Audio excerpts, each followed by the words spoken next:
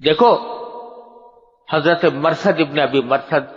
غنوی رضی اللہ تعالیٰ عنہ ایک صحابی ہیں، اسلام نہیں لائے تھے جب تک، تو جاہلیت کے طریقے کے مطابق ایک عورت سے ناجائز تعلقات قائم ہوئے، جس کو آج کل کی اصطلاح میں محبت کہہ دیتے، حالانکہ محبت کی جو ہے یہ توہین ہے، وہ محبت نہیں ہے، محبت کی توہین ہے، لیکن کہتے ہیں لوگ فلاں عورت سے محبت ہو گئی، ارے وہ محبت نہیں ہوتی، وہ ہوس ہوتی ہے، اس کا نام محبت رکھ دیا،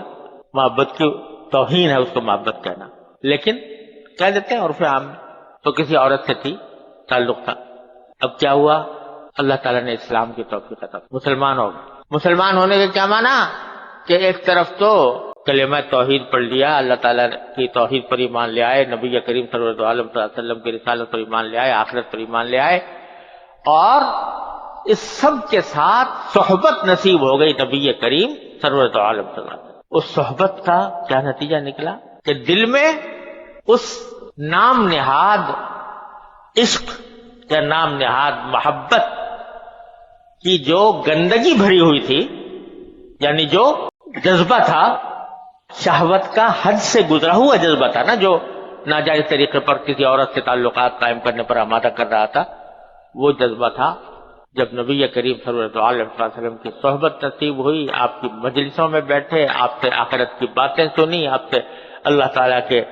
عظمت و جلال کا مشاہدہ ہوا، اللہ تبارک و تعالیٰ کی عظمت کا مشاہدہ ہوا، اللہ تعالیٰ کی محبت جو حقیقی محبت ہے وہ دل میں گھر کر گئی، تو کیا بنا، مسلمان ہونے کے بعد کچھ عرصے کے بعد کہیں جا رہے تھے، راستے میں وہ عورت مل گئی، نام بھی آتا ہے اس کے روایتوں میں، عناق نام تھا، وہ مل گئی، اور اس نے حسب معمول جو پہلے سے طریقہ چلا آ رہا تھا کہا بھئی آؤ، اور گناہ کی دعوت دی۔ اب یہ مرثد رضی اللہ تعالی عنہ بن چکے تھے، اب یہ حضور اقدس صلی اللہ علیہ وسلم کے صحابی تھے، تو جواب میں کہا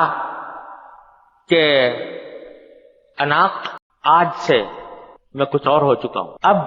میرا تمہارے ساتھ اس قسم کا تعلق باقی نہیں رہ سکتا، میں اب تمہارے ساتھ اس طرح کا تعلق قائم نہیں کر سکتا جس طرح پہلے سے کرتا آیا تھا، کیونکہ میں اب اللہ پر ایمان لا چکا ہوں، اللہ کے رسول پر ایمان لا چکا ہوں صلی اللہ علیہ وسلم، اور اب میں اس بدکاری کی طرف نہیں جا سکتا۔ تو عناق نے کہا کیا انقلاب آ گیا تمہارے، آخرکار جب دیکھا کہ کسی طرح بھی یہ آمادہ ہونے والے نہیں ہیں، کس سے مس نہیں ہوتے، تو اس نے کہا کہ اچھا پھر ایسا کرو، مجھ سے نکاح ہی کر لو، مجھ سے نکاح کر لو۔ تو اس پر انہوں نے کہا کہ ہاں نکاح کر سکتا ہوں، مگر اس کے لیے مجھے پوچھنا ہوگا نبی کریم صلی اللہ علیہ وسلم کہ آیا میرے لیے نکاح کرنا تمہارے ساتھ جائز ہے کہ نہیں، کیونکہ ابھی تک تم مشرک ہو، مسلمان نہیں ہو، تو مشرک عورت سے نکاح جائز ہے یا نہیں، یہ میں جب تک حضور اقدس صلی اللہ علیہ وسلم سے پوچھ نہ لوں اس وقت تک اس کا کوئی جواب نہیں دے سکتا۔ یہ جواب دے کر آگے آپ ذرا اندازہ کرو، معمولی بات نہیں کہ زندگی بھر کا ایک شہوانی معمول چلا آتا ہے، اور اتنا زبردست انقلاب۔ پہنچے حضور اقدس صلی اللہ علیہ وسلم کی خدمت میں، یہ سارا واقعہ بتایا اور پوچھا کہ وہ مجھ سے نکاح کی پیشکش کر رہی ہے تو نکاح کر سکتا ہوں کہ نہیں۔ حضور اقدس صلی اللہ علیہ وسلم فرماتے ہیں بھائی اس کے بارے میں تو مجھے وحی کا انتظار کرنا پڑے گا، اس وقت تک حکم نہیں آیا، تو جب اللہ تعالیٰ کی طرف سے کوئی حکم آئے گا تو بتاؤں گا۔ تھوڑی دیر کے بعد اللہ تبارک و تعالیٰ کی طرف سے جبریل امین علیہ السلام وحی لے کر آ گئے، قرآن کریم کی آیت نازل ہوئی، وَلَا تَنكِحُوا الْمُشْرِكَاتِ حَتَّى يُؤْمِنَّ وَلَأَمَةٌ مُؤْمِنَةٌ خَيْرٌ مِّن مُشْرِكَةٍ وَلَوْ أَعْجَبَتْكُمْ، کہ مشرک بت پرست عورتیں جب تک ایمان نہ لائیں ان کے ساتھ نکاح مت کرو، اور یاد رکھو کہ ایک مومن باندی وہ ایک مشرک عورت سے بہتر ہے، آزاد مشرک عورت سے بہتر ہے، وَلَوْ أَعْجَبَتْكُمْ، چاہے وہ تمہیں مشرک عورت تمہیں پسند آ رہی ہو، اس کے باوجود وہ تمہارے لیے بہتر نہیں ہے۔ راستہ بند، دروازہ بند کر دو۔ گناہ کچھ کی تو تھی بات،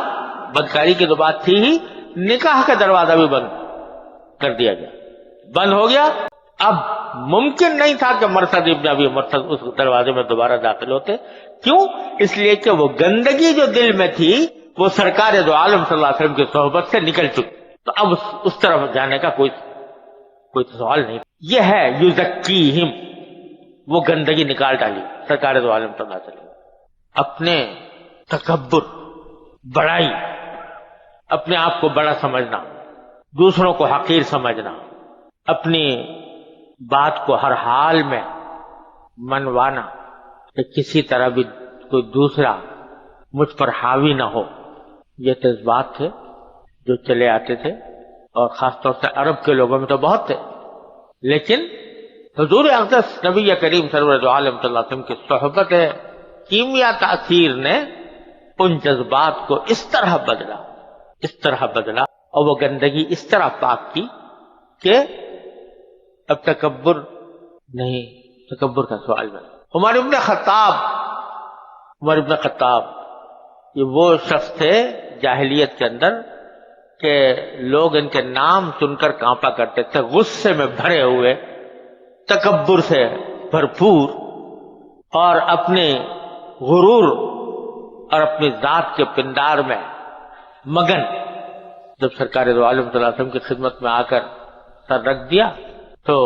یہ حال ہو گیا کہ ایک بڑھیا بھی کھڑے ہو کر امیر المومنین ہونے کے زمانے میں کہہ دیتی ہے کہ دامن پکڑ لیتی ہے اور کہتی ہے کہ ابن خطاب اگر تم نے یہ غلطی کی تو ہم اپنی تلواروں سے تمہیں سیدھا کر دیں. تو عمر ابن خطاب کے منہ پر کے کان پر جوں نہیں رینگتی، کوئی جذبہ پیدا نہیں ہوتا. جواب میں کہتے ہیں کہ اللہ آپ کا شکر ہے کہ آپ نے میرے لیے ایسے لوگ دنیا میں موجود رکھے ہیں جو مجھے تلوار سے سیدھا کر سکے. سارا تکبر فنا ہو گیا، ساری خودرائی جاتی رہی، سارا غرور خاک میں مل گیا. اور یہ ہے جو پاکیزگی. یزکیہم، اللہ نبی کریم سرور عالم صلی اللہ علیہ وسلم. غصہ آ گیا تو کوئی حد و حساب ہی نہیں، نہ زبان کے اوپر کوئی روک ہے نہ عمل پر کوئی روک ہے. غصہ ایسا زبردست غصہ آتا تھا، اسی کے اوپر جنگیں ہوتی تھیں، مہینوں جنگیں چلتی تھیں. باپ مرتا تھا تو بیٹے کو وصیت کر کے جاتا تھا کہ بیٹا اور چاہے کچھ کر لینا، میرے دشمنوں سے انتقام ضرور لینا. تو ایسے غصے کے لوگ تھے. اور یہاں آنے کے بعد نبی کریم صلی اللہ علیہ وسلم کی صحبت کے نتیجے میں وہ غصہ اس طرح قابو میں آ گیا کہ حدود سے کسی حال متجاوز نہیں ہوتا، کسی حال متجاوز. یعنی فاروق اعظم کے بارے میں کہتے ہیں کہ کان وقافا عند حدود اللہ، اللہ کی حدود سے آگے ٹھہر جانے والے. تو خیر بات لمبی ہوگی لیکن بڑی